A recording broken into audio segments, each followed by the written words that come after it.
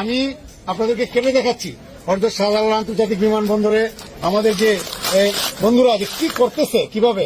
এই যে দেখেন আমি একটা প্যাকেট কেটে ফেললাম এবং সেই প্যাকেটের ভিতরে দেখবেন যে মোবাইল নিয়ে এসেছে। এই যে দুটো মোবাইল, এই যে দুটো। আসসালামু আলাইকুম চাচা, আপনি আবার কোথায় থেকে আসলেন? কি ভাইরাল হওয়ার চিন্তা ভাবনা নাকি? আর প্রবাসীদেরকে এয়ারপোর্টের মধ্যে হয়রানি করার অধিকারটা আপনাকে কে দিল? আপনি কি প্রবাসীদের ভ্যালু সম্পর্কে জানেন না? প্রবাসীদের অধিকারের সম্পর্কে জানেন না? যদি না জানেন তাহলে 5 আগস্টের হিস্ট্রি একটু গাইডে দেখেন যে প্রবাসীরা দেশের জন্য কি করতে পারে আর প্রবাসীরা দেশের জন্য কতটা ভূমিকা রাখে। আপনি কি করে পারেন এগুলো করতে, আর কি করে পারেন একটা প্রবাসীকে এয়ারপোর্টের মধ্যে হয়রানি করতে? আর আরেকটা কথা আপনাকে বলতে চাই, আমরা প্রবাসীরা বিভিন্ন রাষ্ট্র থেকে বাংলাদেশে যাই।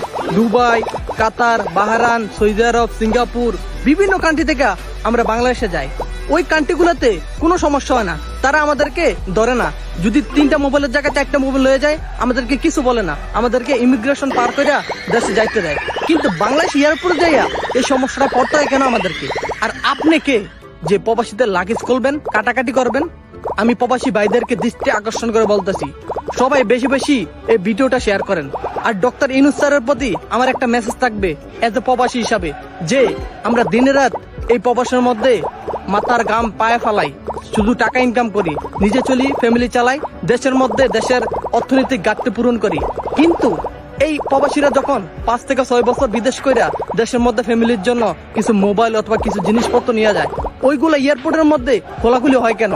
আর এই চাচাটাকে দ্রুত আইনের আওতায় আনা হোক, আর প্রবাসীদের লাগেজ খোলার অপরাধে তাদেরকে বহিষ্কার করা হোক।